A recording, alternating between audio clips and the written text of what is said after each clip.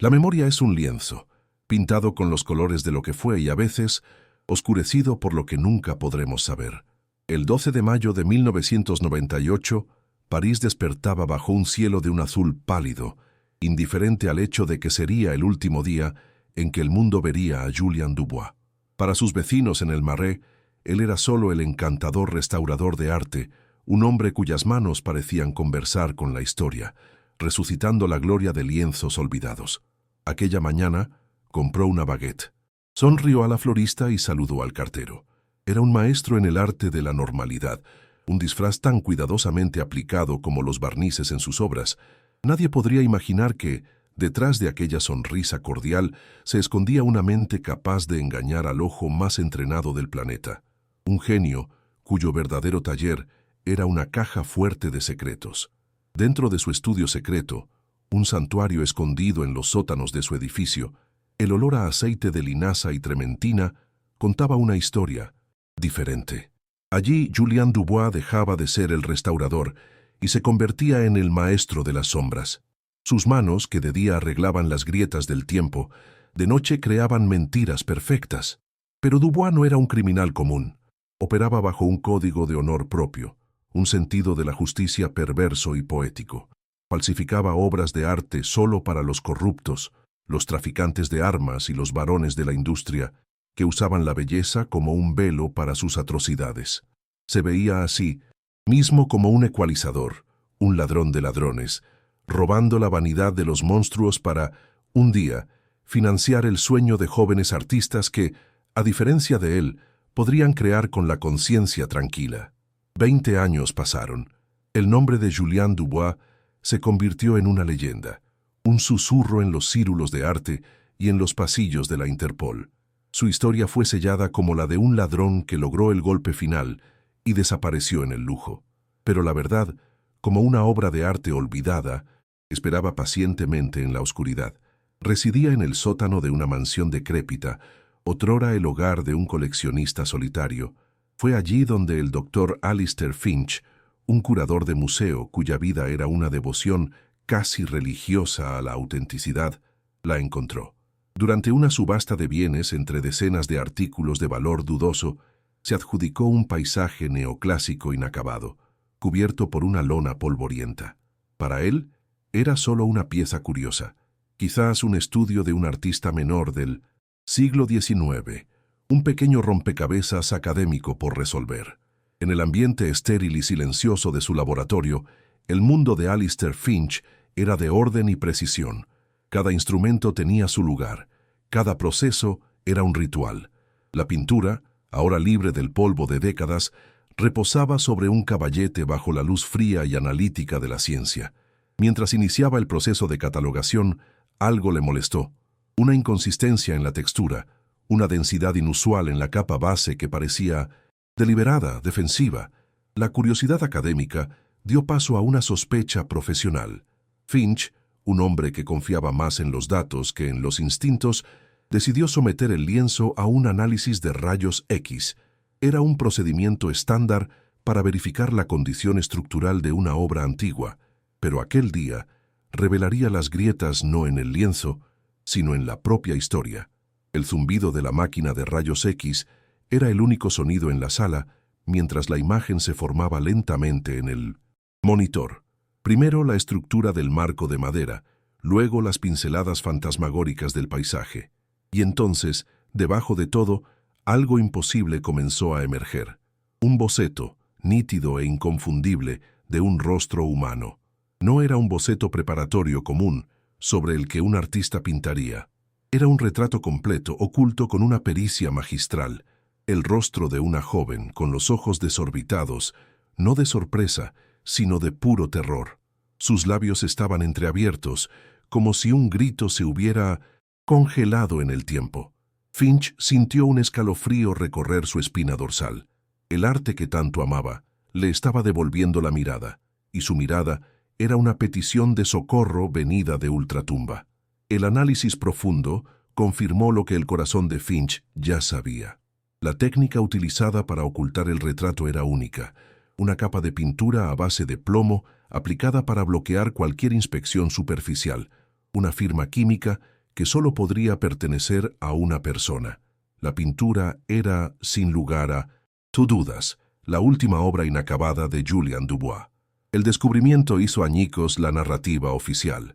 Un hombre que huye al paraíso no pierde el tiempo pintando un retrato aterrorizado y ocultándolo con tanto esmero. Aquello no era una huida, era un silenciamiento. El cuadro no era una copia, sino un mensaje desesperado, una botella arrojada al océano del tiempo. El arte, que había sido la herramienta de engaño de Dubois, ahora se convertía en su único testigo.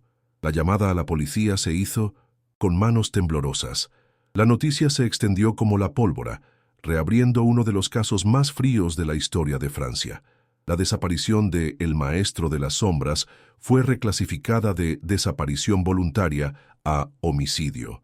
Aquel rostro fantasmagórico, escondido bajo un paisaje sereno, se convirtió en la primera y única pista en 20 largos años.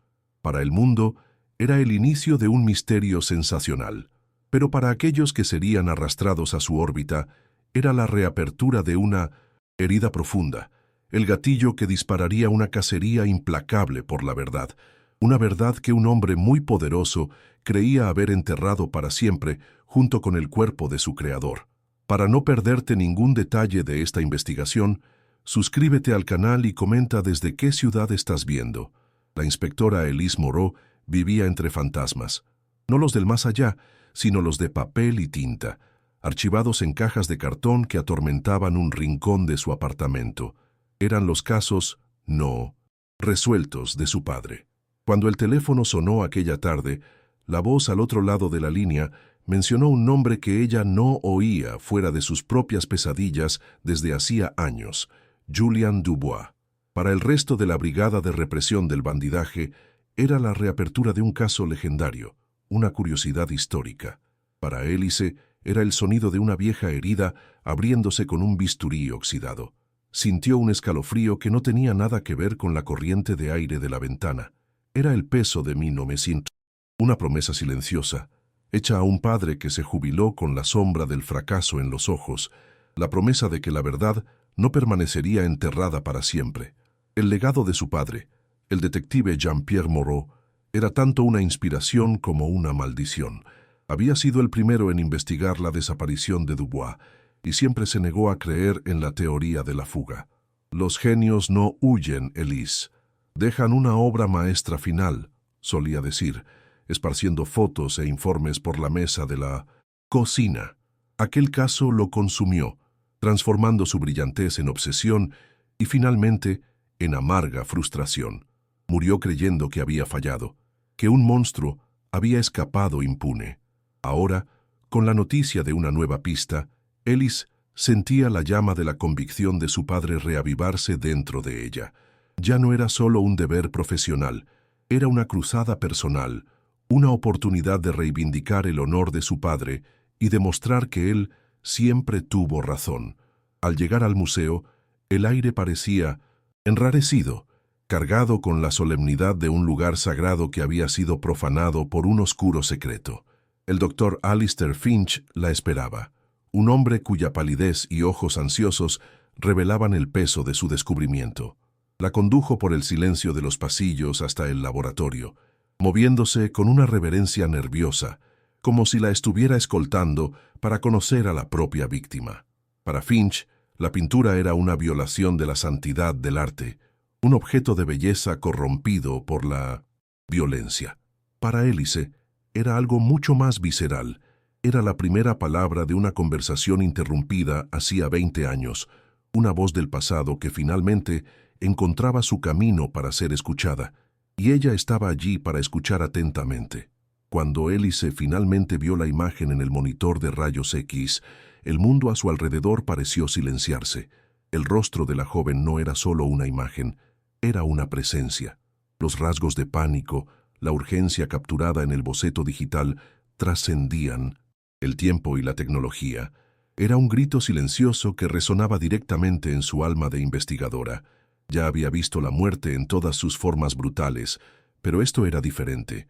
Era un mensaje deliberado, una cápsula del tiempo de puro terror. dejada por un hombre que sabía que sus días estaban contados. En ese momento, Julien Dubois dejó de ser el falsificador legendario y se convirtió en su víctima, y la mujer desconocida se convirtió en la clave para desentrañar el silencio de 2 décadas. En su mente, Ellis vio el rostro de su padre, más joven, inclinado sobre los mismos archivos que ahora estaban en su posesión. Sintió el peso de su frustración, la agonía de estar tan cerca de una verdad que podía sentir, pero no probar. El descubrimiento de la pintura no era solo una pista, era una justificación. Una voz interior, la de su padre, tal vez, susurró que la cacería no había sido en vano. La esperanza, una emoción que ella había mantenido encerrada durante años en relación con este caso, comenzó a pulsar en sus venas. La llama que se había apagado en su padre ahora ardía en ella, más fuerte y más enfocada. No estaba solo reabriendo un caso, estaba terminando la guerra de su familia. De vuelta en la sede de la BRB, su voz cortó la quietud de la sala de reuniones con autoridad y precisión. Quiero todo sobre esta pintura. Análisis de pigmentos, del lienzo, de la madera. Quiero la procedencia completa de la subasta y de la mansión donde fue encontrada. Ordenó, sus ojos recorriendo al equipo. Y quiero todos los archivos del caso Dubois de 1998, digitalizados y cruzados con cualquier nueva información. No vamos a tratar esto como un caso antiguo. Para nosotros, sucedió ayer. La energía en la sala cambió. La curiosidad se convirtió en urgencia. Ellis Moreau no estaba solo investigando un asesinato, estaba declarando la guerra a un fantasma y no descansaría hasta que fuera arrastrado a la luz. Los laboratorios forenses trabajaron febrilmente. La genialidad de Dubois, incluso en la muerte, era asombrosa. La pista no estaba solo en la imagen, sino en la propia química de la pintura. Usando espectrometría de masas, los técnicos encontraron algo que desafiaba la lógica. Minúsculos puntos de pigmentación radiactiva, invisibles a simple vista, aplicados en los ojos del retrato de Sofía. Era una firma secreta, un faro en la oscuridad. Dentro de esa firma había una cifra compleja, una fórmula química. No era una fórmula cualquiera, sino la de un compuesto experimental raro, una molécula sintética que no existía en la naturaleza. Dubois no solo había pintado un rostro, había pintado el nombre de su asesino en el lenguaje de la ciencia.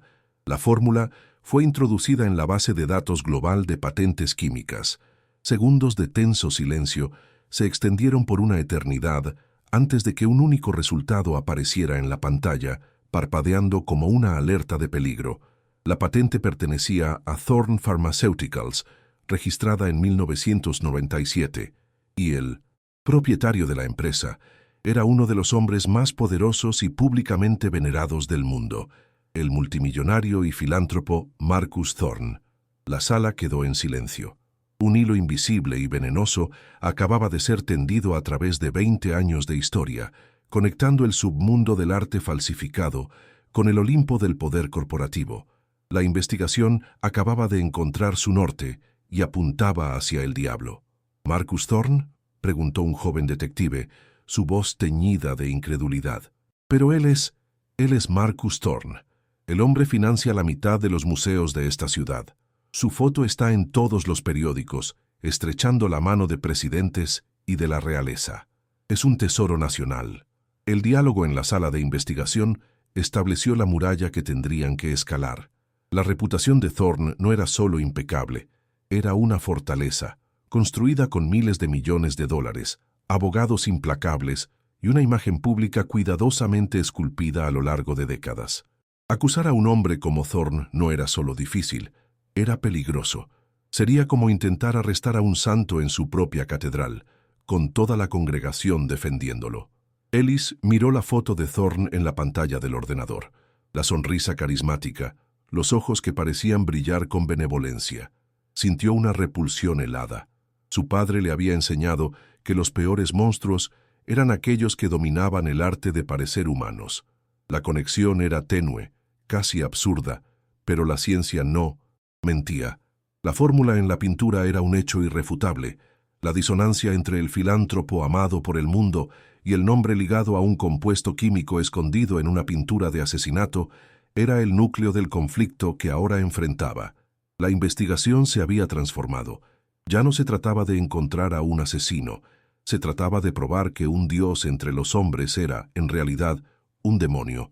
Con la conexión con Thorne Pharmaceuticals establecida, Elise ordenó una búsqueda en los archivos de personal de la empresa de aquella época.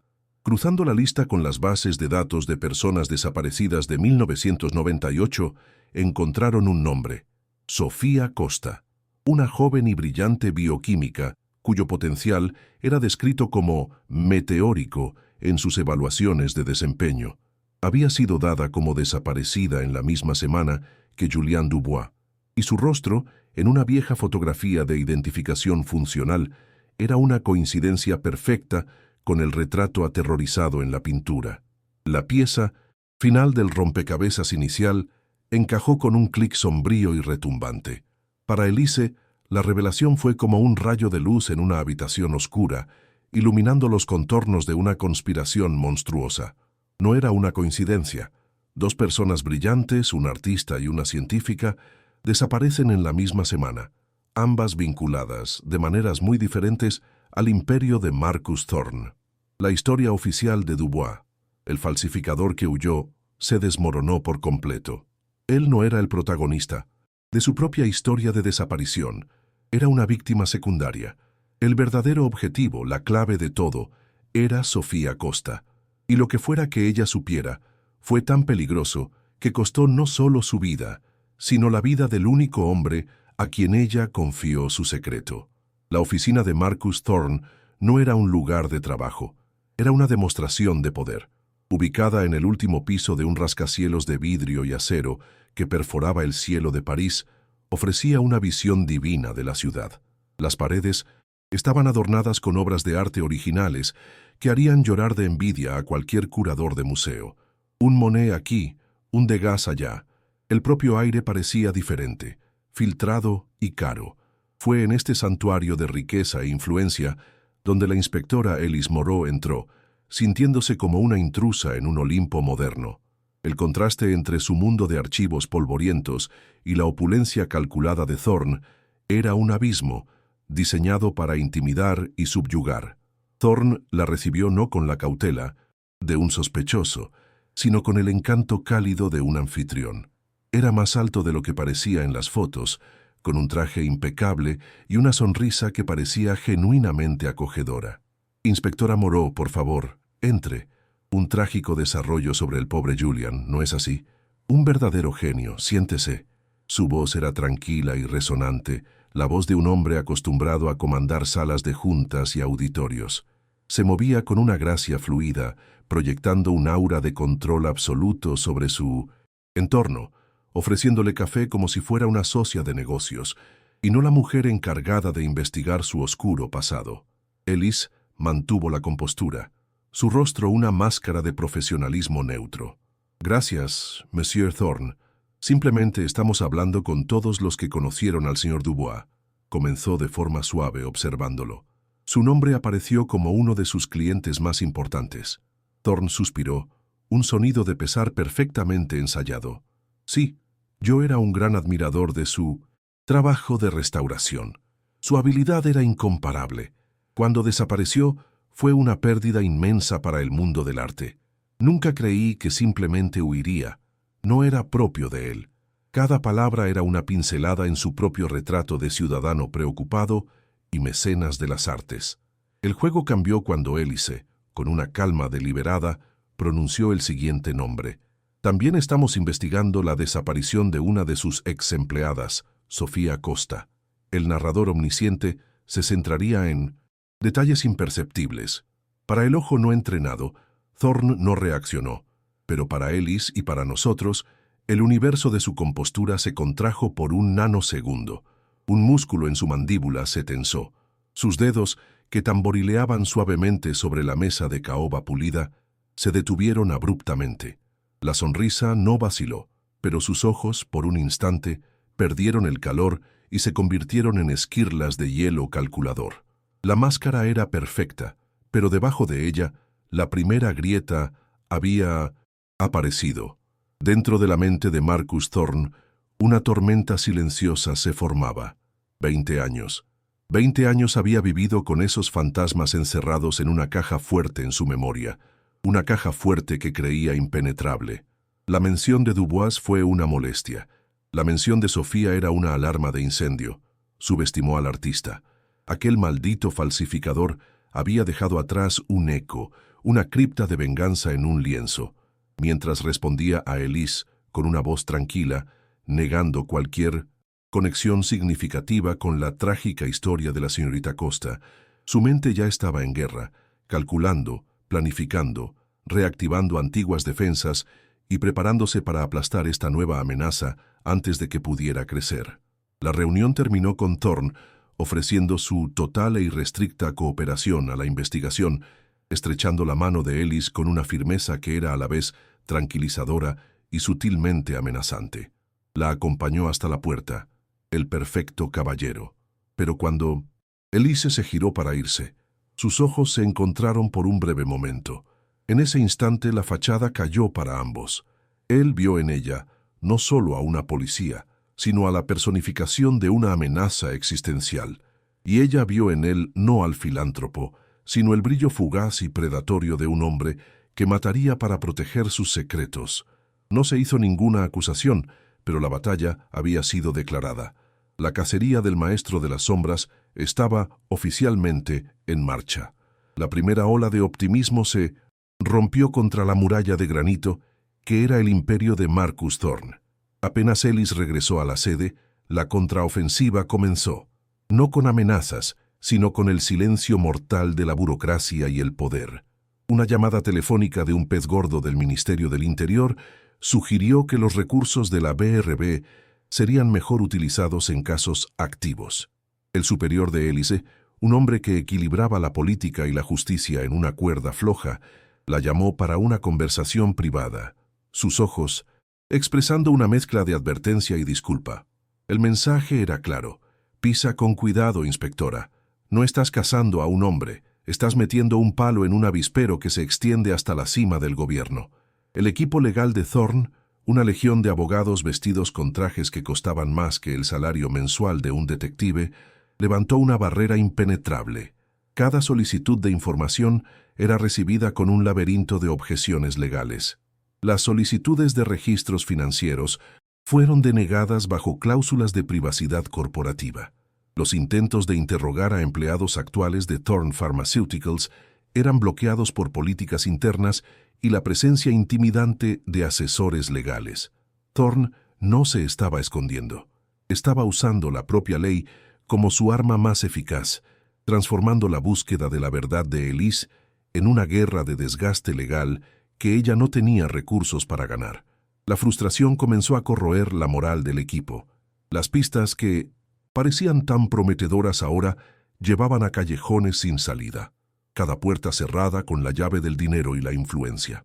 El rastro de Sofía Costa dentro de la empresa había sido metódicamente borrado. Sus archivos digitales fueron corrompidos en un fallo del servidor en 1999. Sus cuadernos de laboratorio y notas físicas se perdieron convenientemente durante una reorganización de archivos. Era como intentar atrapar humo. Thorne no solo había cometido un crimen, había curado la escena del crimen a lo largo de 20 años con la paciencia y la precisión de un maestro restaurador, borrando cualquier vestigio de su verdadera naturaleza. El punto más bajo llegó cuando Élise y su equipo investigaron el laboratorio donde Sofía Costa trabajaba. Encontraron los registros del incidente, un incendio accidental en octubre de 1998, solo 5 meses después de su desaparición. El informe oficial citaba un cableado defectuoso, un caso cerrado sin sospechas. Al visitar el lugar, que ahora era un anexo de almacenamiento moderno, Élise sintió un vacío gélido. Las cenizas de 20 años atrás habían sido barridas y reemplazadas por hormigón y acero, pero podía sentir el espectro de la verdad quemada. El incendio no había sido un accidente, había sido una cremación, la cremación de cualquier evidencia física que pudiera vincular la muerte de Sofía a su investigación. La lucha de Élise se volvió interna. Las noches eran largas, pasadas en su apartamento, rodeada por las cajas de archivo de su padre. Miraba la foto de él en su escritorio, la mirada cansada pero decidida, y se preguntaba si estaba destinada a repetir su fracaso. La duda era un veneno lento.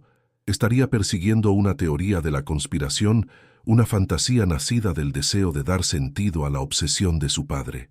El rostro sonriente de Thorne en los periódicos se burlaba de ella. El mundo veía a un salvador, un benefactor. Solo ella, y quizás el fantasma de Julian Dubois, veía al monstruo debajo de la piel. Su determinación, sin embargo, estaba forjada en el acero de la herencia de su padre. Se negaba a dejar que la frustración la consumiera como lo hizo con él. Si Thorne era una fortaleza, ella no intentaría derribar los muros.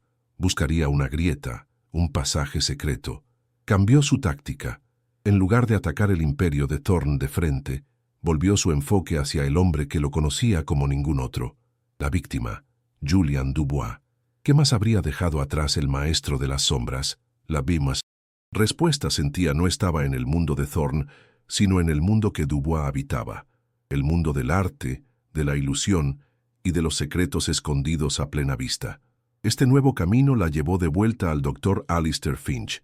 El curador, inicialmente solo el testigo que descubrió la pintura, se convirtió en un aliado reacio y después en un socio indispensable.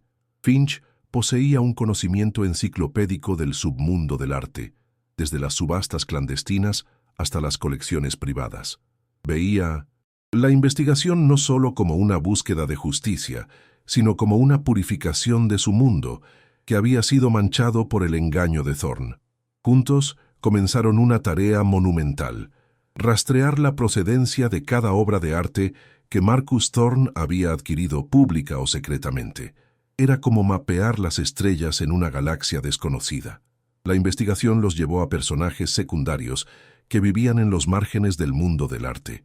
El primero fue un viejo restaurador llamado Antoine, que trabajó brevemente con Dubois en los años 90. Con las manos temblorosas por la edad y el miedo, Antoine contó cómo Dubois, una vez, le confió que su mayor cliente, un industrial poderoso, no solo compraba falsificaciones, sino que las usaba para reemplazar originales robados de colecciones privadas. Describió a Thorne, sin nunca decir su nombre, como un hombre con un apetito de dragón, cuyo hambre de belleza era solo una máscara para su codicia insaciable. La siguiente pieza del rompecabezas vino de una fuente improbable, una examante de un magnate del transporte, cuya colección había sido misteriosamente robada en los años 90. Recordaba haber visto a Thorne en una fiesta en su yate, semanas antes del robo, admirando un Renoir específico con una intensidad que describió como posesiva. El Renoir fue una de las obras robadas y nunca recuperadas. Años después, una pintura notablemente similar, declarada una copia de estudio de menor valor, apareció en el catálogo de 1900. Una de las fundaciones de Thorne. La red de engaño estaba comenzando a mostrar sus primeros hilos. Ellis y Finch se dieron cuenta de que no estaban lidiando solo con un doble homicidio.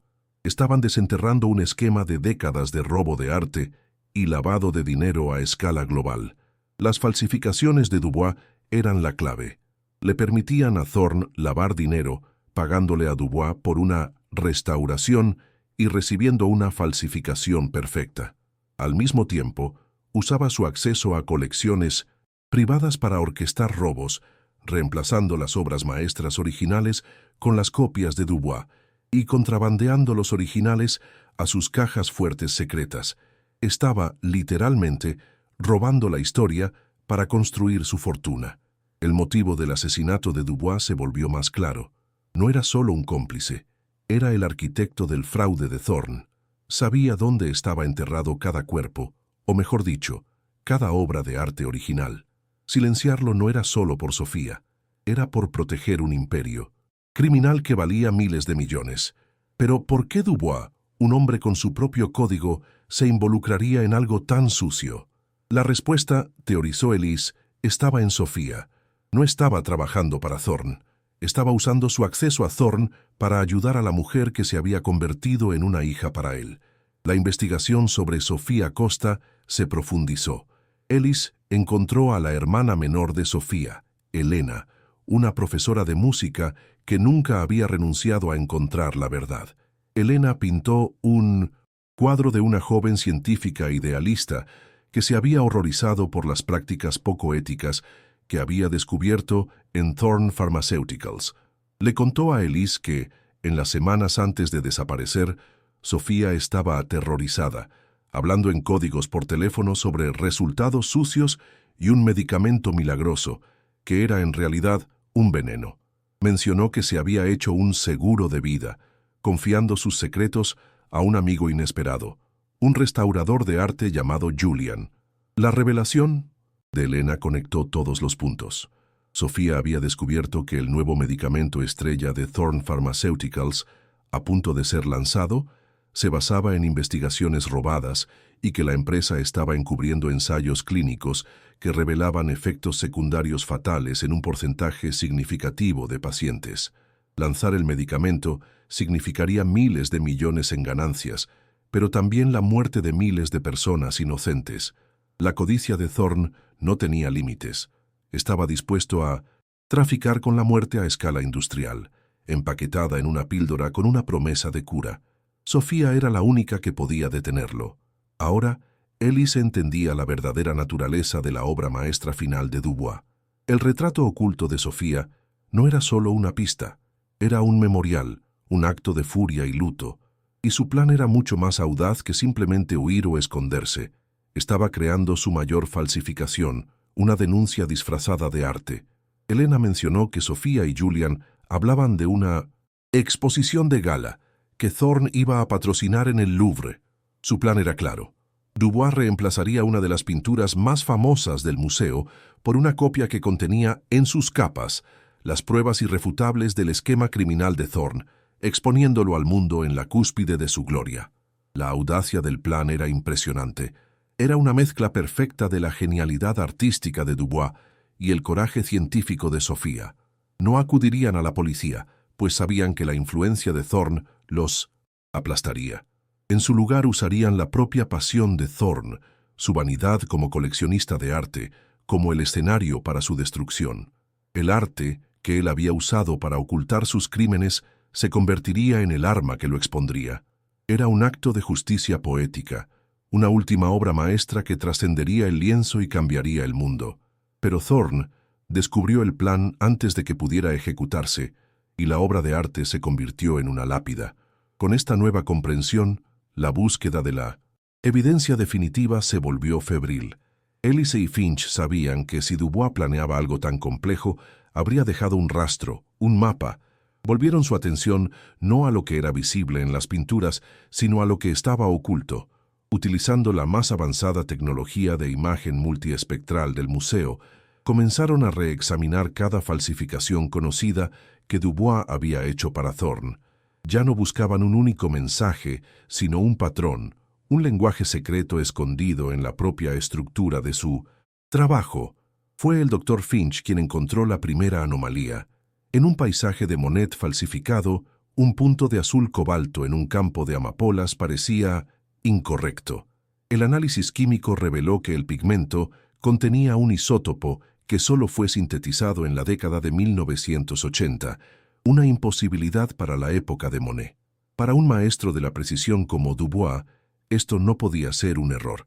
Era una firma deliberada, un anacronismo plantado como una semilla.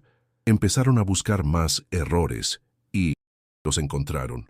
Un único píxel digitalmente alterado en la trama de un lienzo, una pincelada que, bajo ampliación, contenía un compuesto químico extraño. Cada anomalía era un punto en un mapa.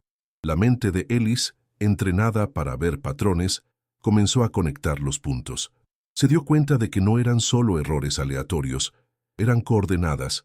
El píxel extra en una pintura correspondía a un número, la composición química de una pincelada correspondía a una letra.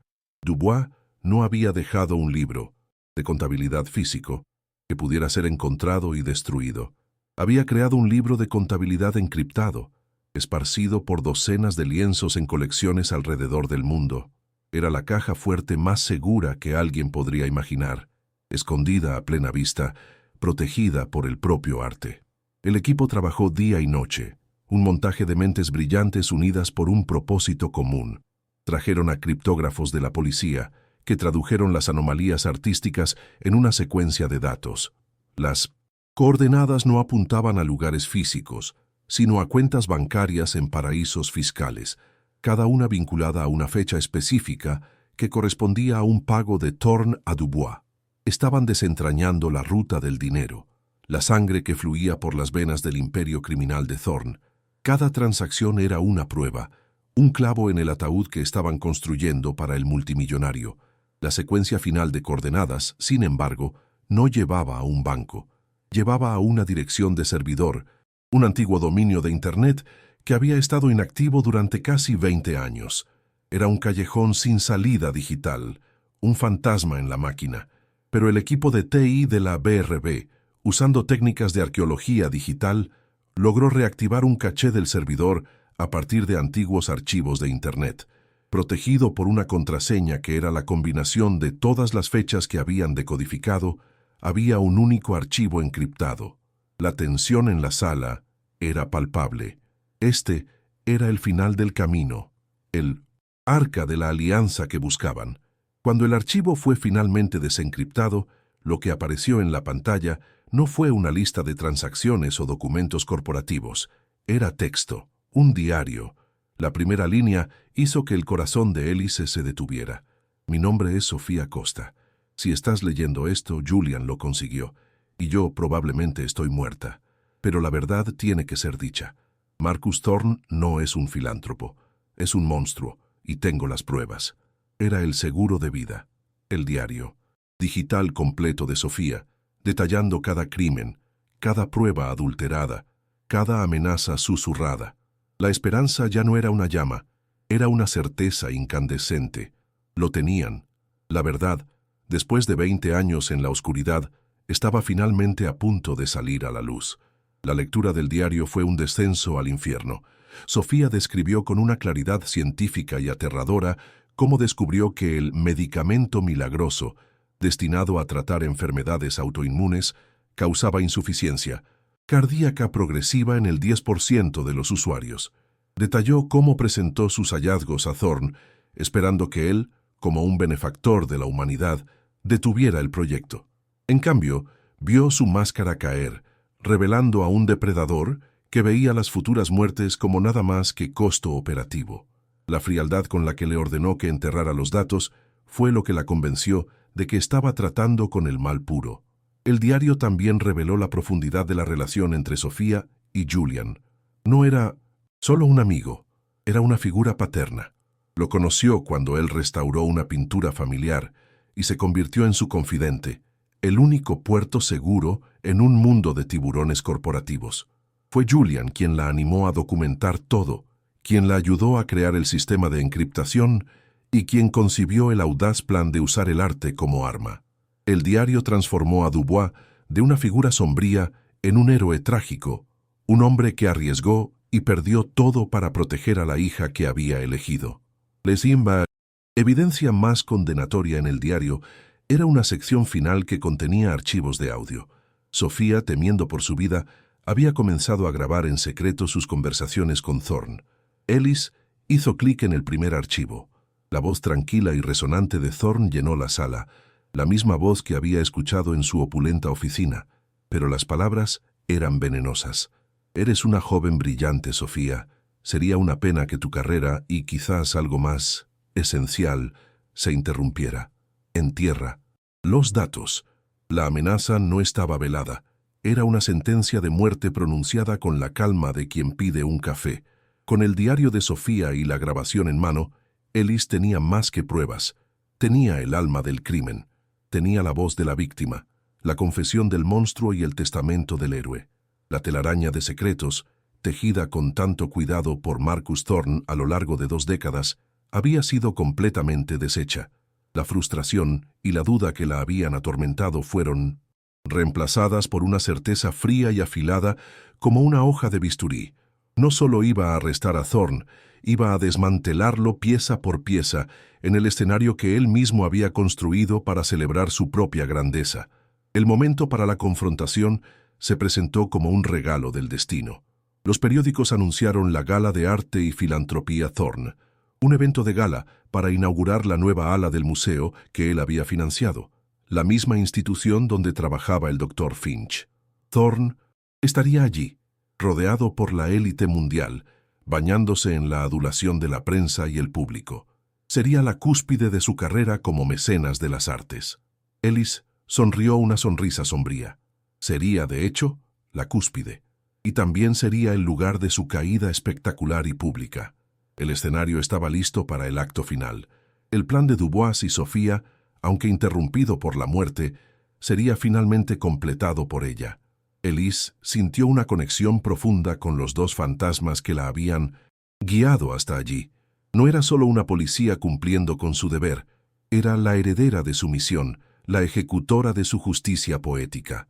El peso del legado de su padre, que antes la aplastaba, ahora la fortalecía.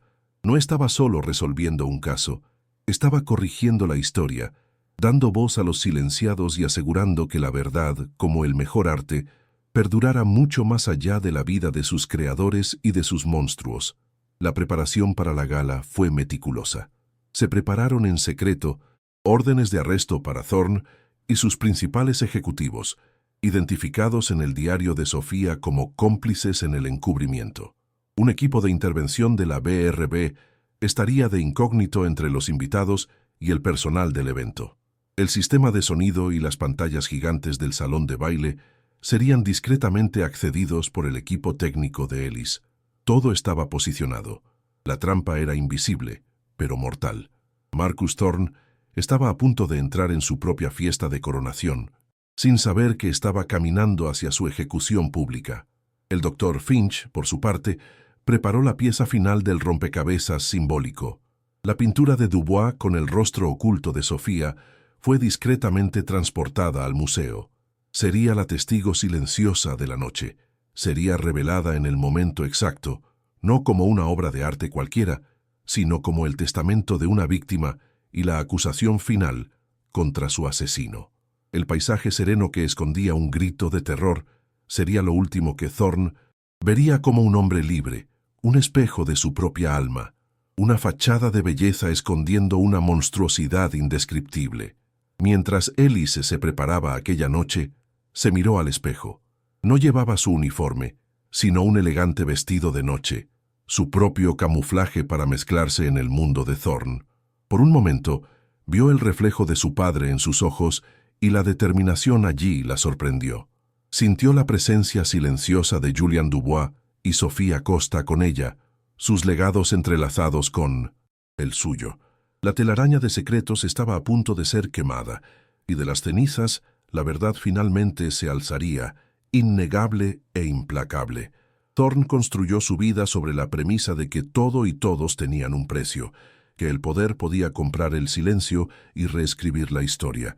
Se creía un titán, intocable en su torre de marfil, pero subestimó la resiliencia de la verdad y el poder de un hombre que usaba el arte para luchar contra el mal, de una mujer que usaba la ciencia para defender la vida, y de una detective que cargaba con el peso de la justicia de una generación. El error de cálculo de Thorne sería su ruina, una lección que aprendería ante el mundo entero. La investigación había comenzado con un rostro escondido bajo capas de pintura, un misterio silencioso de 20 años. Ahora estaba a punto de culminar en un clímax de sonido y furia, donde todas las máscaras caerían. La telaraña de secretos no solo conectaba a un falsificador con un multimillonario, unía codicia y arte, ciencia y corrupción, muerte y legado. Y Ellis Moreau estaba a punto de tirar del último hilo, haciendo que toda la estructura del engaño de Marcus Thorne se derrumbara en una ruina espectacular e inolvidable. El viaje por el laberinto de mentiras de Thorne había sido arduo, lleno de obstáculos y momentos de desesperación, pero cada callejón sin salida solo fortaleció la resolución de Ellis.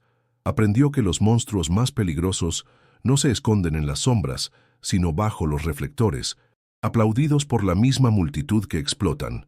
La lucha contra Thorn no era solo por 2 vidas perdidas, sino por todas las vidas que él estaba dispuesto a sacrificar en su altar de codicia. La justicia para Sofía y Julian sería la salvación para innumerables otras personas. Al salir de su apartamento, lista para la noche que definiría su carrera y honraría el legado de su padre, Ellis sintió una calma profunda. La frustración se había disipado, reemplazada por un enfoque absoluto. Era la guardiana de un secreto, la portadora de una verdad que sacudiría los cimientos del poder. El maestro de las sombras le había dejado un mapa y la brillante bioquímica le había dado la llave. Ahora dependía de ella abrir la puerta y dejar que la luz entrara, sin importar cuán cegadora o destructiva pudiera ser. El escenario del arte, que Thorn había usado como su patio de recreo y su escudo, estaba a punto de convertirse en su tribunal. Las cámaras que había invitado para registrar su gloria capturarían su desgracia. La élite que había venido para aplaudirlo sería testigo de su arresto. La justicia, a menudo un proceso lento y silencioso que ocurre en salas de tribunal estériles, aquella noche sería un espectáculo público, una actuación tan dramática e inolvidable como cualquier obra maestra colgada en las paredes del museo. La telaraña de secretos estaba completa y la araña estaba a punto de ser atrapada en su propia trampa. El obstáculo aparentemente insuperable de la reputación de Thorn ahora era su mayor vulnerabilidad. Cuanto más alto subía, más espectacular sería su caída. La protección que su riqueza y poder le conferían había creado una arrogancia que lo cegó a la posibilidad de que el pasado realmente pudiera volver para atormentarlo. Creía haber borrado todos los vestigios, pero no contaba con la persistencia de una hija buscando justicia para su padre, ni con la genialidad de un artista que sabía que la verdadera inmortalidad no está en la fama, sino en la verdad. La red de corrupción que Ellis descubrió era más profunda de lo que imaginaba. No eran solo los ejecutivos cómplices en el fraude farmacéutico, sino también funcionarios del gobierno que habían sido pagados para archivar investigaciones, inspectores de arte que habían sido sobornados para autenticar falsificaciones, y periodistas cuyas carreras fueron saboteadas para garantizar su silencio. Thorn no operaba solo. Era el sol alrededor del cual orbitaba un sistema solar de corrupción. Arrestar a Thorn significaba desestabilizar todo ese ecosistema enfermizo. La evidencia definitiva no era solo el diario de Sofía, era el nexo de todas las piezas del rompecabezas. El compuesto químico en la pintura, los testimonios de los personajes secundarios, las transacciones bancarias decodificadas y la grabación de audio se unieron para formar una cadena inquebrantable de culpa. No había forma de que Thorn escapara. Cada eslabón de la cadena había sido forjado con sus propias acciones, su propia codicia y su propia crueldad. La investigación de Elise no había creado las pruebas, solo las había encontrado y ensamblado en el orden correcto. El punto de inflexión crucial, el descubrimiento del libro de contabilidad en las pinturas, fue un testimonio de la genialidad de Dubois. Transformó su prisión en un arma. Forzado a crear falsificaciones para un monstruo, las imbuyó con la semilla de la destrucción de su captor. Cada pincelada era un acto de desafío silencioso, un grito de venganza que esperó 20 años para ser escuchado. Fue la comprensión de este hecho lo que transformó la admiración de Ellis por su inteligencia en un profundo respeto por su coraje. No murió como la víctima de Thorn, murió como su enemigo más peligroso. La frustración de Elise a lo largo de la investigación sirvió para afilar su determinación. Cada puerta cerrada en su cara, cada amenaza velada, cada barrera legal, solo la convenció más de que estaba en el camino correcto. Los verdaderamente inocentes no necesitan fortalezas para esconderse. La resistencia feroz de Thorn fue su confesión más elocuente. No estaba luchando contra una acusación, estaba luchando contra la exposición, la aniquilación de una identidad cuidadosamente construida que era la mayor falsificación de todas. La revelación de la red de crímenes de Thorn elevó el caso de un simple homicidio a un crimen contra la sociedad. No solo había matado a 2 personas, había robado el patrimonio cultural, engañado al público, corrompido instituciones y estaba preparado para vender un medicamento que mataría a inocentes. La escala de su villanía era tan vasta como su fortuna, haciendo de su captura no solo un acto de justicia, sino un servicio de salud pública.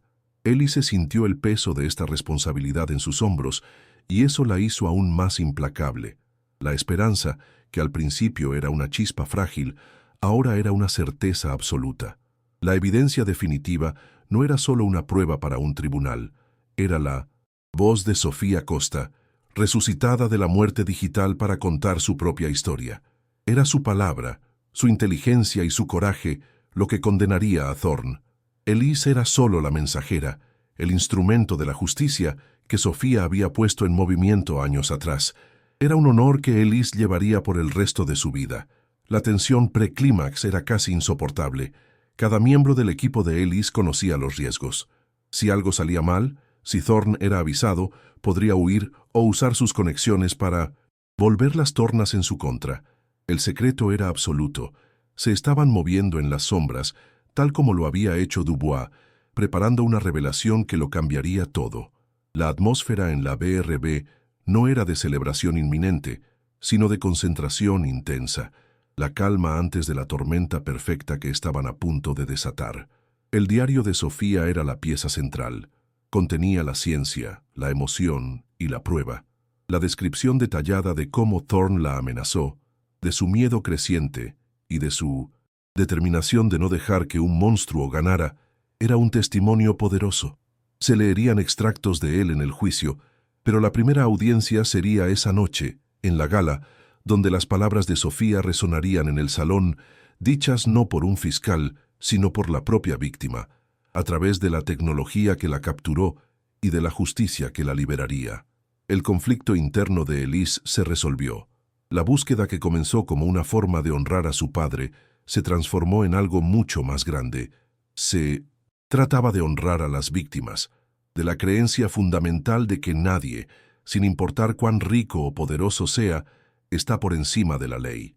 Finalmente entendió la verdadera naturaleza del trabajo de su padre, no como una serie de victorias y derrotas, sino como una vigilia constante, una delgada línea entre el orden y el caos, entre la justicia y la impunidad.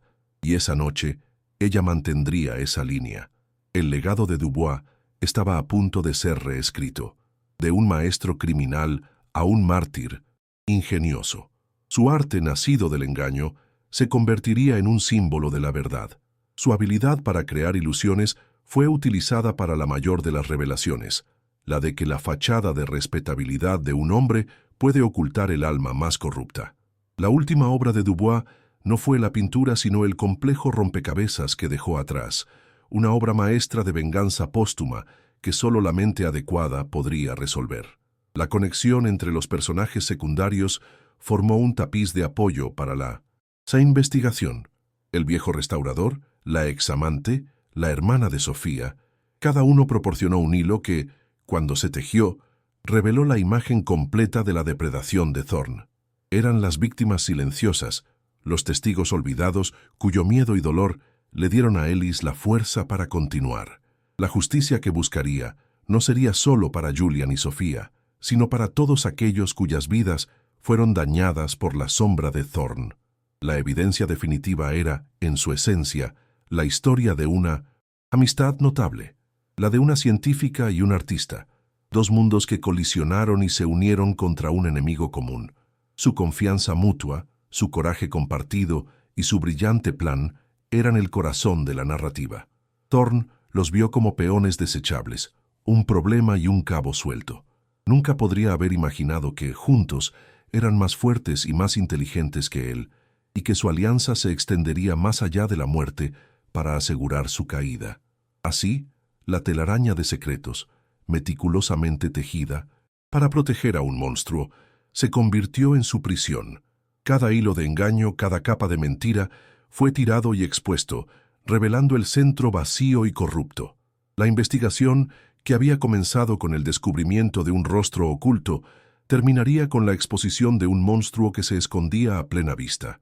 El escenario para el clímax estaba montado y el mundo entero estaba a punto de tener un asiento en primera fila para la revelación de la verdad. La noche cayó sobre París y las Luces del museo brillaban como joyas contra el terciopelo oscuro del cielo. Los invitados en trajes de gala comenzaron a llegar, sus risas y conversaciones flotando en el aire, ajenos al drama que estaba a punto de desarrollarse. Entre ellos, moviéndose con un propósito silencioso, estaban Elise y su equipo. Eran los fantasmas en la fiesta, los guardianes de una verdad explosiva, esperando el momento adecuado para encender la mecha. El telón estaba a punto de levantarse para el acto final. Marcus Thorne llegó como un emperador romano, saludando a la prensa con una sonrisa de $1.000.000, su reputación brillando más fuerte que nunca. Estaba en la cima del mundo, el amo de su universo, completamente inconsciente de que su mundo estaba a minutos de ser reducido a cenizas. Subestimó el arte, subestimó la ciencia y, sobre todo, subestimó la determinación de una policía que llevaba el peso de 2 décadas de injusticia sobre sus hombros. El conflicto entre la percepción pública de Thorne y su oscura realidad estaba a punto de colisionar de la manera más espectacular. La investigación había navegado por las sombras durante meses, pero su conclusión sería bajo la luz cegadora de los focos. La telaraña de secretos, que durante tanto tiempo sirvió para ocultar la verdad, ahora sería iluminada para que todos la vieran en todos sus detalles sórdidos y chocantes. La cacería había llegado a su fin. La justicia estaba a punto de ser servida. El descubrimiento del libro de contabilidad en las pinturas fue el golpe maestro de Dubois. Una jugada de ajedrez desde ultratumba. No solo dejó pistas, dejó un proceso, un método que requería un socio tan meticuloso como él. En el Dr. Finch y en Elise Moreau encontró a sus colaboradores póstumos. Juntos descifraron su sinfonía final, una composición de arte, química y criptografía, cuya nota final sería la condena de Marcus Thorne. La frustración se transformó en anticipación. Cada obstáculo superado hacía la victoria inminente más dulce. Elise sentía el pulso de la historia en sus venas. Estaba en el punto de apoyo, el momento en que el peso de la verdad finalmente superaría el peso del poder. La caída de Thorne no sería solo una noticia, sería un evento sísmico, una historia de advertencia para los poderosos de todo el mundo, de que ningún secreto, por muy bien enterrado que esté, está a salvo para siempre. La red de cómplices sería expuesta junto con su maestro. La investigación de Elise no se detendría en 1200. Thorne, el diario de Sofía y las transacciones bancarias nombraban nombres, detallaban acciones y creaban una hoja de ruta para el desmantelamiento de toda la operación. La caída de un titán crearía un vacío, y la justicia se apresuraría a llenarlo, asegurando que cada persona que participó en el esquema de Thorne enfrentara las consecuencias de sus elecciones. La evidencia definitiva reposaba ahora en una pequeña unidad USB en el bolsillo de Elise. El diario, las grabaciones, las pruebas financieras. Años de maldad, dolor y secretos, condensados en un pequeño trozo de plástico y metal. Era un arma de destrucción masiva digital apuntada al corazón de un imperio. Y Elise estaba a punto de apretar el gatillo, no con odio, sino con un sentido frío e inquebrantable del deber. La justicia para Sofía Costa y Julian Dubois estaba finalmente a su alcance. El salón de gala era un mar de diamantes y seda, el aire vibrando con el sonido de copas de champán y risas pulidas. En el centro de 1900, todo, en un escenario bañado por una luz dorada, estaba Marcus Thorne. Era el sol alrededor del cual giraba este universo, discurriendo con una humildad ensayada sobre el poder del arte para elevar el espíritu humano. La pantalla gigante detrás de él exhibía imágenes de niños sonrientes en programas financiados por su generosidad. Era la cúspide de su apoteosis pública, el momento en que su imagen de santo secular sería cimentada en la historia. Saboreaba la adulación, completamente ajeno al hecho de que no estaba en un escenario, sino en un cadalso que él mismo había construido con tanto esmero a lo largo de los años. Elise Moreau se movió a través de la multitud con la gracia silenciosa de un depredador. Con su elegante vestido oscuro, era indistinguible de la élite que había venido a celebrar al hombre que estaba a punto de destruir. No se dirigió al escenario, sino a un pequeño podio reservado para anuncios, donde un micrófono estaba activo. Cuando lo encendió, un leve zumbido cortó el discurso de Thorne. Él se detuvo, irritado por la interrupción. Cientos de rostros se volvieron hacia ella, una mezcla de curiosidad y fastidio. La atención del salón, que Thorne tanto codiciaba, ahora estaba enfocada en ella. La figura anónima que se había atrevido a interrumpir al rey en su coronación. El silencio que siguió fue pesado, cargado de una electricidad invisible. «Disculpen la interrupción, Monsieur Thorne». La voz de Ellis sonó clara y firme, sin un ápice de nerviosismo. «Mi nombre es Inspectora Elise Moreau, de la Brigada de Represión del Bandidaje». Un murmullo recorrió la sala. Thorne forzó una sonrisa confusa, una máscara de preocupación benevolente. «¿Inspectora? Espero que no haya ningún problema». Elise lo ignoró, sus ojos fijos en él. «Estoy aquí esta noche para hablar sobre arte y legado, específicamente el legado de Julian Dubois y de una científica llamada Sofía Costa». Al escuchar los nombres, la sonrisa de Thorne se congeló. El color pareció drenarse sutilmente de su rostro. Supo en ese instante que el pasado que había enterrado tan profundamente acababa de desenterrarse a sí mismo en medio de su mayor celebración. Monsieur Thorne era un gran mecenas de Julian Dubois, continuó Elise, su voz resonando por el salón. Tan grande, de hecho, que adquirió docenas de sus obras. Lo que no sabía era que Dubois, un genio de la ilusión, nos dejó un libro de contabilidad secreto. Detrás de Thorne, la pantalla gigante que exhibía niños, sonrientes, parpadeó y cambió. Ahora mostraba imágenes de alta resolución de las pinturas, con círculos rojos destacando los anacronismos, el pigmento imposible, el píxel alterado. Cada error en sus falsificaciones, explicó Elise, era un código, una pieza de un rompecabezas que tardó 20 años en ser ensamblado. La multitud contuvo la respiración, la conmoción comenzando a reemplazar la confusión. La siguiente imagen en la pantalla fue una compleja red de líneas conectando las pinturas a una serie de cuentas bancarias offshore. «Este es el verdadero legado artístico de Monsieur Thorne», declaró Elise. «Una red global de lavado de dinero y robo de arte construida sobre la genialidad del hombre que él silenció. Cada pincelada codificada por Dubois nos llevó a una transacción, a una pieza robada, a un hilo en la vasta telaraña de sus crímenes». El murmullo en la sala se transformó en un zumbido de alarma. Los periodistas, sintiendo la mayor historia de sus carreras, ya estaban transmitiendo en vivo desde sus móviles. El mundo estaba observando mientras la reputación de Thorne era deshilachada, hilo por hilo, en tiempo real. Pero Dubois no solo estaba exponiendo a un ladrón de arte, estaba tratando de salvar una vida, dijo Elise, su voz ahora teñida de una emoción contenida. La vida de Sofía Costa, la mujer cuyo rostro pintó en su obra final. Sofía descubrió un secreto aún más oscuro. Dejó un diario, Monsieur Thorne, un seguro de vida. Escribió: «Si estás leyendo esto, probablemente estoy muerta, pero la verdad tiene que ser dicha. Marcus Thorne no es un filántropo, es un monstruo». La cita, cargada con la autoridad de la propia víctima, flotó en el aire como una condena. La fachada de Thorne comenzó a resquebrajarse visiblemente, sus ojos moviéndose rápidamente, buscando una salida que no existía. «Las palabras pueden ser rebatidas», dijo Elise, mirando directamente al hombre en el escenario. «Pero una voz, venida de la tumba, es más difícil de ignorar». Hizo una seña a su equipo. Un profundo silencio cayó sobre el salón y entonces el sonido. La voz de Marcus Thorne, no la voz pública, resonante y encantadora, sino una voz privada, fría y llena de amenaza, llenó cada rincón del opulento espacio. «Eres una joven brillante, Sofía. Sería una pena que tu carrera, y quizás algo más esencial, se interrumpiera. Entierra los datos».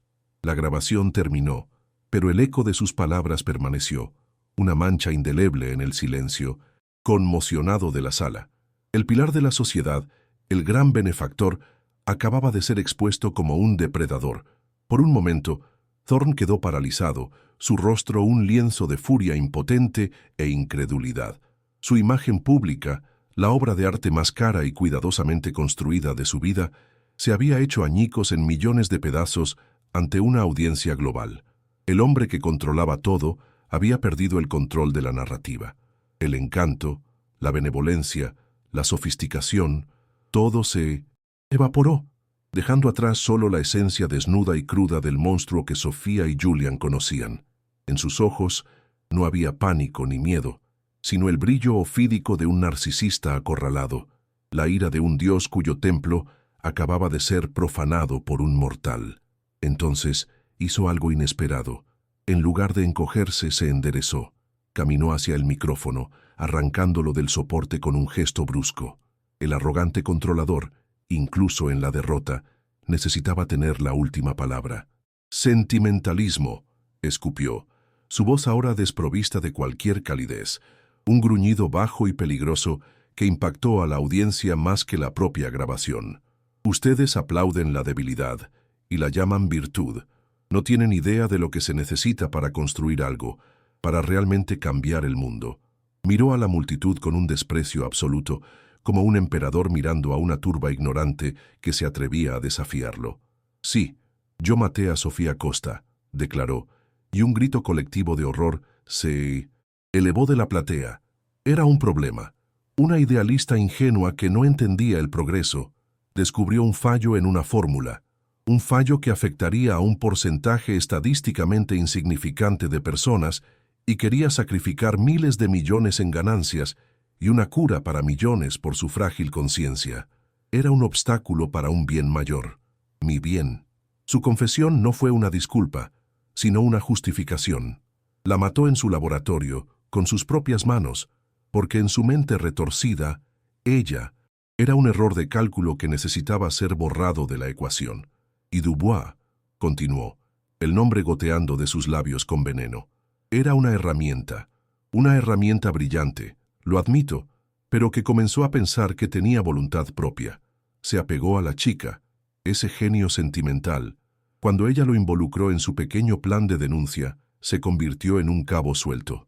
Thorne describió fríamente cómo atrajo a Julian a un almacén abandonado con el pretexto de encargar su obra maestra, final, una réplica de un Vermeer. En cambio, la obra maestra fue el asesinato rápido y eficiente. Se deshizo del cuerpo donde nadie jamás lo encontraría. Un último acto de control absoluto sobre el destino del artista. Sus ojos encontraron los de Hélice, un brillo de desafío arrogante en ellos. No construí un imperio permitiendo que artistas y científicos sentimentales se interpusieran en mi camino. Ellos son soñadores. Yo soy un constructor. El mundo necesita hombres como yo, hombres dispuestos a tomar las decisiones difíciles que ustedes, con sus morales frágiles, no pueden. Su confesión fue su manifiesto final, la declaración de un hombre que se veía a sí mismo no como un criminal, sino como un ser superior, para quien las reglas de la humanidad común simplemente no aplicaban.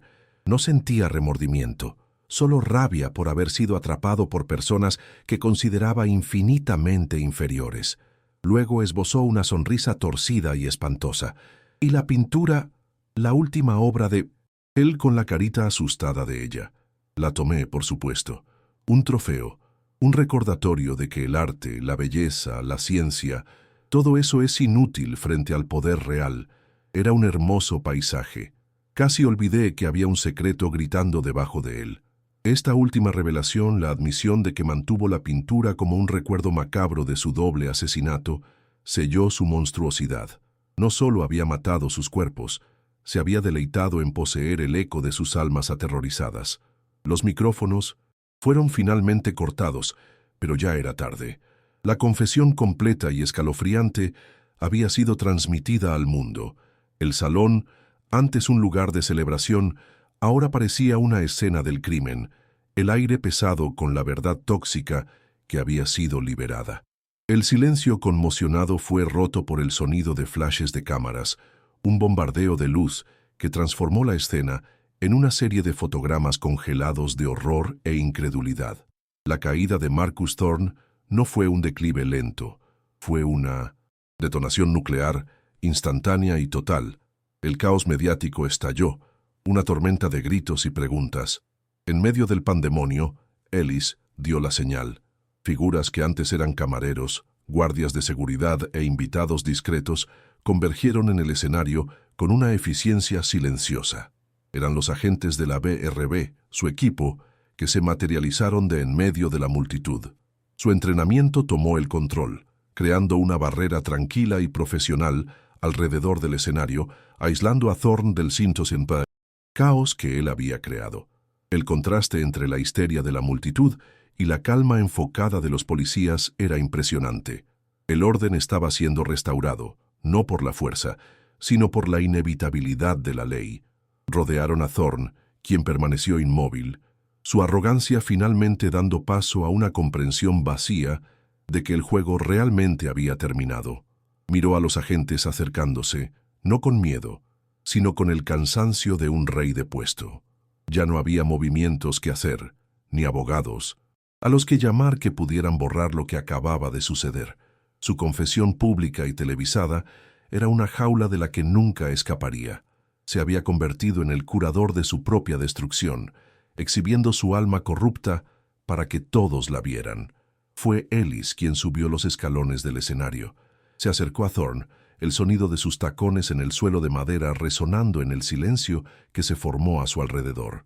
No dijo nada, solo sacó las esposas de su cinturón, el clic metálico del acero cerrándose alrededor de las muñecas de Marcus Thorne fue el sonido más fuerte del mundo. El multimillonario, el filántropo, el titán de la industria, estaba bajo custodia.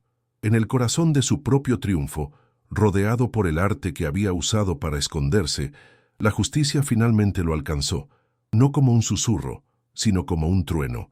Mientras Thorne era conducido fuera del escenario, su rostro una máscara de furia fría bajo la luz implacable de los flashes, equipos separados de agentes se movían simultáneamente por la sala. Se acercaron a varios ejecutivos de Thorne Pharmaceuticals, hombres y mujeres pálidos que intentaban mezclarse con la multitud en pánico. Uno a uno, los cómplices fueron discreta, pero firmemente detenidos. La operación fue una obra maestra de precisión. No era solo la caída de un hombre, sino el desmantelamiento de una organización criminal que se disfrazaba de corporación. La escena era una yuxtaposición perfecta. La belleza del arte, la brutalidad del crimen y la llegada implacable de la justicia. ¿Te sorprendió este giro?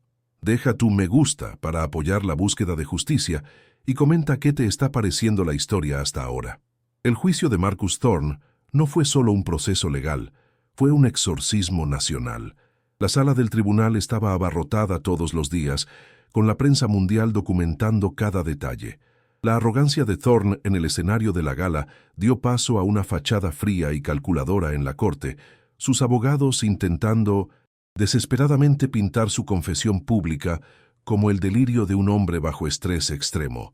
Pero las pruebas eran un océano, y la defensa era un bote agujereado.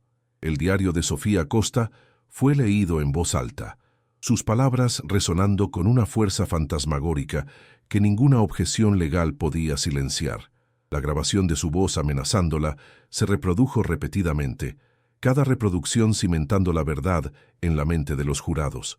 El momento más impactante del juicio llegó con el testimonio de Ellis Morrow. En el estrado de los testigos no era la policía, sino la cronista de una cacería de 20 años. Con una claridad metódica y una emoción contenida, reconstruyó la investigación, pieza por pieza, desde el descubrimiento del rostro oculto hasta la decodificación del libro de contabilidad de Dubois. Habló no solo de los hechos, sino del coraje de Sofía, de la genialidad desafiante de Julian y del peso del legado de su padre. Su testimonio no fue solo una presentación de pruebas, fue un homenaje, una forma de asegurar que las víctimas no fueran solo nombres en un archivo, sino los héroes de su propia trágica historia. La Fiscalía presentó las pruebas financieras, rastreando miles de millones de dólares a través de la red de cuentas offshore, vinculando a Thorne no solo con el doble homicidio, sino con una vasta conspiración criminal. Ejecutivos de Thorne Pharmaceuticals, a cambio de sentencias reducidas, testificaron contra su antiguo amo, detallando la cultura de miedo y corrupción que él había inculcado, El imperio que Thorne construyó con intimidación y secretismo se derrumbó bajo el peso de la verdad. Cada día del juicio, el hombre que una vez fue un dios entre los hombres se encogía, convirtiéndose solo en lo que realmente era, un asesino codicioso en un traje caro, despojado de su poder y de su mística. El veredicto fue una formalidad, pero su entrega fue un momento de catarsis colectiva, cuando el presidente del jurado pronunció la palabra culpable en todos los cargos: doble homicidio, liderazgo de organización criminal, fraude, lavado de dinero. Un suspiro de alivio recorrió la sala y la nación. Thorne no esbozó reacción. Su rostro, una máscara de piedra. Pero el verdadero golpe llegó en la sentencia. El juez, mirándolo directamente, habló no solo de la ley, sino de la moralidad. Usted usó su inteligencia no para crear, sino para corromper. Usó su riqueza no para curar, sino para matar. Usted es la prueba de que el mal puede florecer en los lugares más altos, pero también de que la justicia, aunque a veces lenta, es inevitable. La sentencia fue la más severa posible: cadena perpetua, sin posibilidad de libertad condicional. Meses después, bajo un cielo gris de otoño, dos mujeres se encontraron en un cementerio tranquilo en las afueras de París. Elise Moreau y Helena Costa, la hermana de Sofía, estaban frente a una lápida recién colocada. El cuerpo de Sofía nunca fue encontrado, cremado en las cenizas del Puy-Saint-Osypre laboratorio, pero Helena finalmente tenía un lugar para llorar a su hermana. La lápida no solo decía su nombre y fechas, contenía la inscripción: una científica brillante y un alma valiente que dio su vida por la verdad. Se había hecho justicia legal, pero era aquí, en este acto silencioso de recuerdo, donde el cierre emocional comenzaba a tomar forma. Helena colocó un ramo de lirios blancos en la base de la piedra. Le encantaban los lirios, dijo, con la voz entrecortada. Durante 20 años, la busqué. Imaginé 1000 escenarios diferentes, pero nunca, ni en mis peores pesadillas, imaginé la verdad. Se volvió hacia Elise, sus ojos llenos de una gratitud que las palabras no podían expresar. No me devolviste a mi hermana, pero me devolviste su memoria. Limpiaste su nombre. Ahora, el mundo sabe que no desapareció. Luchó. El dolor de la pérdida todavía estaba allí, pero ahora estaba mezclado con orgullo, una forma de luto que finalmente permitía la paz. Mientras tanto, en otra parte de la ciudad, el doctor Alistair Finch estaba en una galería silenciosa de su museo. La atención del mundo del arte se centraba en un único caballete, donde se exhibía la última obra de Julian Dubois. El cuerpo del artista, como el de Sofía, nunca fue encontrado, perdido en el cruel desecho de Thorne, pero su legado estaba siendo redefinido. Ya no había susurros sobre el falsificador que huyó, sino conversaciones reverentes sobre el artista que usó su don para una última y heroica denuncia. No tendría una tumba, pero en cierto modo, cada museo que ahora reexaminaba sus colecciones en busca de errores de Dubois era un memorial a su genio y sacrificio. Elise, después de dejar a Helena, visitó la tumba de su padre. No necesitaba palabras. Simplemente se quedó allí, sintiendo la brisa fría, con el recorte de periódico anunciando la condena de Thorne en el bolsillo. Era una conversación silenciosa, una promesa cumplida. La frustración que había consumido los últimos años de vida de su padre fue finalmente reemplazada por la paz. No solo había resuelto su caso, había justificado su fe inquebrantable en que la verdad, por muy profundamente enterrada que esté, siempre anhela la luz. La herida familiar, transmitida por una generación, finalmente comenzó a cicatrizar. 2 años pasaron. El mundo cambió. El escándalo de Thorne Pharmaceuticals desencadenó una investigación global sobre la industria, resultando en regulaciones más estrictas y la caída de varias otras corporaciones corruptas. Las obras de arte robadas, recuperadas de las cajas fuertes secretas de Thorne, fueron devueltas a sus legítimos propietarios en ceremonias emocionantes, curando antiguas heridas en el mundo del arte. La caída del Titán envió ondas de choque que limpiaron una parte significativa de la corrupción que él había nutrido durante tanto tiempo. La justicia para dos se había convertido en justicia para muchos. En la fachada del museo, una nueva placa de bronce brillaba bajo el sol.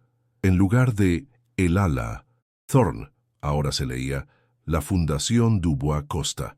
Una multitud de jóvenes estudiantes y artistas se reunía para la ceremonia de inauguración. Elise Moreau y el Dr. Alistair Finch estaban en el podio, no como policía y curador, sino como cofundadores de un nuevo legado. Usando los miles de millones recuperados de los activos confiscados de Thorne, crearon una fundación con un doble propósito, un reflejo perfecto de la asociación que lo inició todo. Finch habló primero, su voz resonando con pasión. Esta fundación ofrecerá becas para jóvenes científicos éticos, investigadores que, como Sofía Costa, pongan a la humanidad por encima del lucro. Nutriremos a la próxima generación de mentes que buscarán la verdad sin importar el costo. Hizo un gesto hacia la multitud de rostros jóvenes y esperanzados, y en ellos el futuro brillante que Sofía representaba parecía renacer, su trágica muerte transformada en una fuente de inspiración y oportunidad para innumerables otros que seguirían sus pasos. Entonces, Elise se acercó al micrófono. También crearemos un fondo para artistas independientes, dijo. Aquellos que, como Julian Dubois, usan su arte no solo para crear belleza, sino para desafiar al poder, para contar las historias que necesitan ser contadas, para ser la conciencia de nuestra sociedad. Miró hacia el museo, el lugar donde la verdad había sido revelada de forma tan dramática. La tragedia no había sido olvidada, pero había sido transformada en una fuerza positiva, un motor para el tipo de cambio que Julian y Sofía soñaron con realizar. Dentro del museo, en un lugar de honor permanente, estaba la última obra de Dubois. La pintura ya no estaba bajo la luz fría de un laboratorio forense, sino bajo la iluminación cálida de una galería pública. A su lado, una pantalla exhibía la imagen de rayos X, el rostro aterrorizado de Sofía visible para todos. Ya no estaba oculto. La placa de abajo no describía la técnica o el período. Contaba la historia. Contaba sobre un artista, una científica, y la verdad que se negaron a dejar morir. La obra, nacida de la mentira y el miedo, se había convertido en el símbolo más poderoso de la verdad. La historia de Julian Dubois y Sofía Costa se convirtió en una leyenda moderna, un cuento de advertencia e inspiración. Le recordó al mundo que los mayores monstruos a menudo usan las máscaras más respetables y que el arte y la ciencia, en sus formas más puras, son búsquedas de la verdad, y cuando esas búsquedas se unen, poseen el poder de derribar imperios. El maestro de las sombras que vivió escondido ahora tenía su nombre celebrado en la luz, no como un criminal, sino como un héroe improbable. Y la científica, silenciada en vida, ahora tenía su voz resonando para las futuras generaciones. Para Élise, el viaje lo había cambiado todo. Honró a su padre, pero, más importante, encontró su propio propósito, dándose cuenta de que la verdadera justicia no termina con una sentencia de prisión. Continúa en el legado que dejamos, en los cambios que inspiramos y en la esperanza que plantamos en las cenizas de la tragedia. La resiliencia del espíritu humano, la capacidad de transformar el dolor más profundo en un faro para los demás, era la lección final que este caso le enseñó. El mal podía ser poderoso, pero la memoria, la justicia y la esperanza, cuando se unían, eran infinitamente más fuertes. La escena final muestra a Élise y Finch observando a los jóvenes becarios de la fundación entrar en el museo, sus rostros brillando con promesa y potencial. La cámara luego se mueve hacia la pintura, enfocándose en la imagen de rayos X en el rostro de Sofía. Por un momento, su mirada de pánico parece suavizarse, transformándose en una de paz silenciosa. La verdad, al igual que el gran arte, no solo sobrevive, perdura, ilumina y al final siempre encuentra una manera de liberarnos. Su legado no era de oscuridad y muerte, sino de luz y renacimiento. La memoria de Julian y Sofía no sería definida por su asesino, sino por su coraje. Su historia sirve como un recordatorio eterno de que, incluso en las circunstancias más oscuras, un acto de desafío puede crear ondas que atraviesan décadas. que un mensaje oculto puede convertirse en un grito de guerra y que la búsqueda de la verdad, aunque a menudo peligrosa, es la más noble de todas las artes. Se hizo justicia, no solo en los tribunales, sino en la transformación duradera de su tragedia en una fuerza para el bien. El cierre emocional para todos, los involucrados fue completo. Helena Costa encontró paz al ver el nombre de su hermana honrado y su sacrificio inspirando a una nueva generación.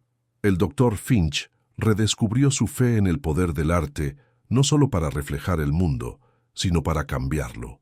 Y Elise Moreau, la hija de un detective que cargaba con el peso del fracaso, se convirtió en la arquitecta de una victoria que redefinió la justicia, demostrando que un solo caso puede tener el poder de curar heridas que abarcan generaciones y construir un futuro más esperanzador.